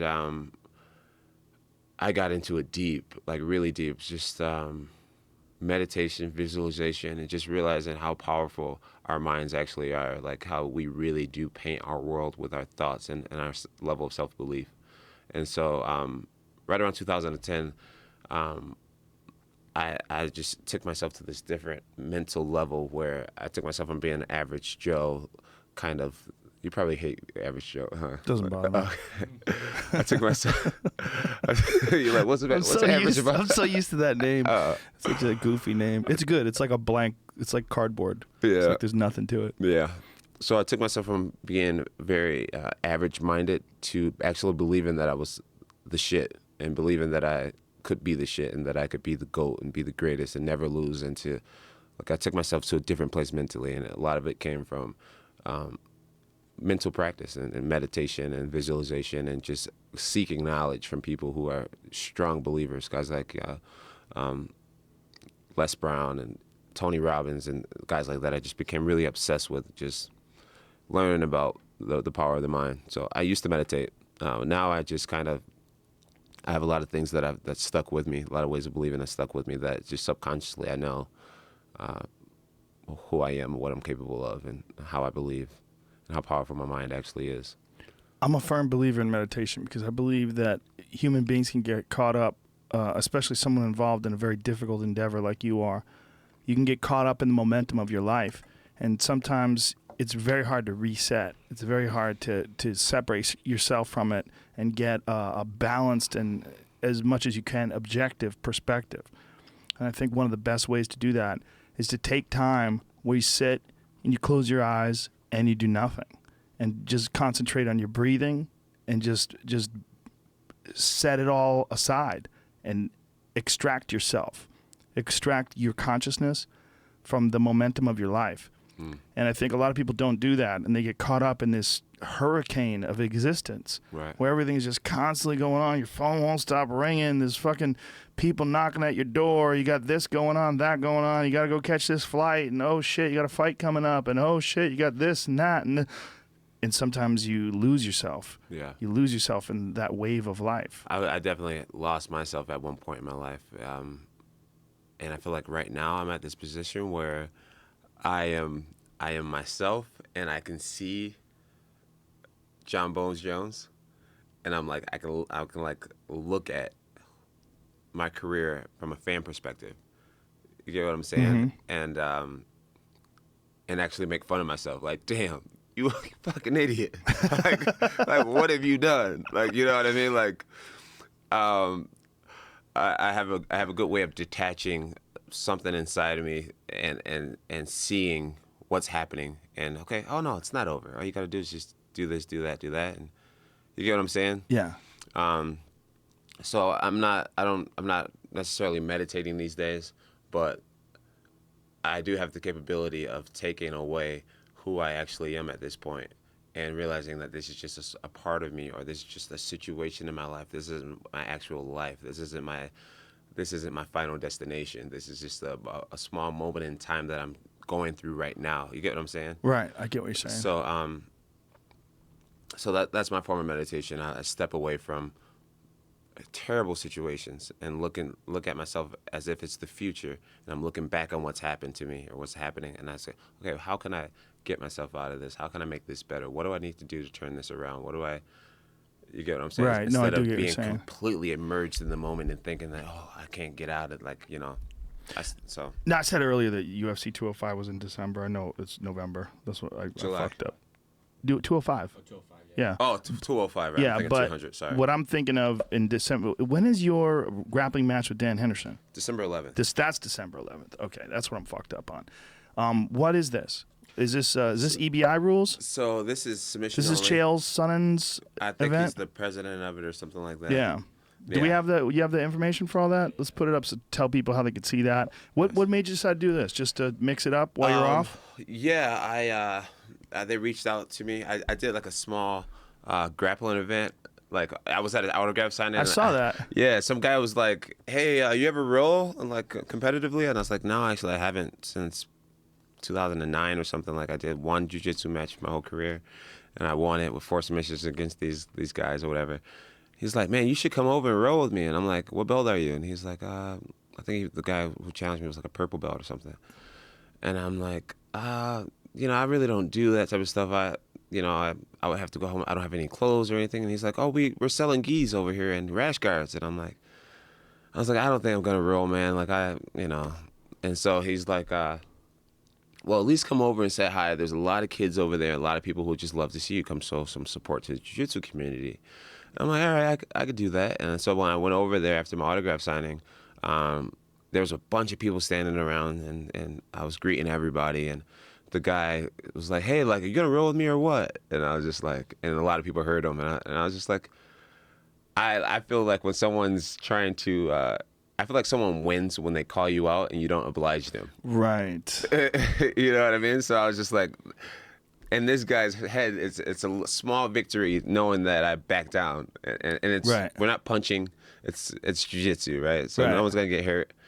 And it's like, you know what? Let me live a little and just do this. I'm sure the kids are gonna love it and people are gonna love it. So I was like, all right, give me a rash guard. So they gave me a rash guard, and I didn't even warm up. I just kind of did one of these, and then I ended up tapping these 2 guys out fairly quick. And I think these people from Submission Underground, they saw those videos, and they're starting this new promotion. Where they're actually paying fighters pretty well. They're taking care of the athletes, Really? Yeah. And yeah. Do people watch it on pay-per-view? Is that what it is? So I think you can watch it online. You can stream it online for a price. Okay. So here it is. Okay, it's flowgrappling.com, FLO-grappling.com, Sunday, December 11th at 2:30. And I think this is EBI rules, if this is the Chael Sonnen thing. So See if you could see that in there, Jamie. Scroll up and see what the rules are. I still don't even know what the rules are. I think it's submission only. Yeah, it's submission only, but I think EBI rules is a very interesting. Educate me, but EBI is Eddie Bravo Invitational rules. What he did is he figured out a way to avoid draws, and what he does is he has guys, they fight for or they grapple for a determined time period. Then at the end of the time period, 8 minutes, I heard. Yeah, they exchange bad positions. Like one guy will start off. Well, you start off in what's called spider web. So spider web is side control with not the arm bar locked up, but the arm hooked. The arm hooked. So you have your legs across, the arm's trapped, and ready to go. So the guy on the bottom is trying to escape. You're trying to hold him down. Or you can start off with the over-under from back control. So you don't have a choke locked in, but you have over-under, you have both hooks in, and you're on the back. And they say, ready, go. So it's how fast the person can escape versus how fast you can submit them. Oh. At the end of the exchange back and forth, say if you submit your guy and then he has an opportunity to try to submit you, if you submit him faster than he submitted you, you win. Oh. If you submit him and he doesn't submit you, you win. What if you escape faster? You both escape and you do it again. And then if you both escape again, you do it one more time. And then they calculate all the time it took for each one to escape. And the person who has the least amount of time and escaped the quickest winds up winning. Oh, I'm winning this. I'm winning this shit. Dan Henderson. Dan Henderson is quite a bit smaller than you, too. Yeah, I would imagine. Yeah. I wonder how much he weighs right now. Well, he fought at 185, and I don't think he's cutting a whole lot of weight. He's not a big guy. Yeah. And it's interesting, him fighting Michael Bisping. I think that's probably going to be his last fight. A lot of people thought he should have won that fight. Super close fight. He retired, didn't he? I think he did. Yeah, I think he did. I think he decided that's it. Yeah. So I'm sure this means a lot to him to be able to beat me even in a grappling match. That's quite the way to end your career. Yeah. So I don't know how hard he's training, but I'm putting a little effort into it for sure. Yeah. Well, you telling me before you're just getting really in love with jiu-jitsu now. I do love jiu-jitsu. Yeah. My professor has he's a great coach, man. They call him Tusa. I think it's Portuguese for buck tooth or something like that. Mm-hmm. But his real name is Roberto Alucar. He's several-time world champion in jiu-jitsu. I think he's beat Vinny Magalhães quite a few times, and he's won all these. That's huge. Yeah, all these world champions. I think 5-time world champion. Wow. And he literally is right there with me every practice, and you know, he knows that I've never done gi training, but he doesn't settle. Like, I'm technically a white belt, but he every position he's like, you know, you gotta do this right. You gotta put your hand here. You know, make this tighter. Super technical. Yeah, super technical. And That's great. I feel like I'm getting pretty good right now. That's awesome, man. Yeah. If you just dedicate yourself to that before you come back, you should. Guy like you have a big jump. Yeah, people are gonna hate me, bro. I'm gonna my style's gonna be like Maya. I'm just gonna take people down and freaking ride your ass out and freaking submit you. Like, don't expect any more stand-up striking from me. Really? I'm joking, Joe. Yeah, you can't. I'm telling you. Who knows what you're gonna do, right? I don't know what I'm gonna do at this point, but I'm getting better and I'm preserving myself. Listen, man, it's good to see you smile. It's Thanks, good to Joe. see you laugh. It's good to see you happy. It's good to see you optimistic about your future. And I think you got a great perspective right now. And I really hope you keep it together, man. Oh, I'm I a will. big fan I will. as a person, Thanks, as a Joe. fighter. I'm glad we did this. I am too. All right, brother. You be That's good. it, folks. We're done for today. See ya. Bye. Jon Jones. That was fun. That was good. Uh-huh.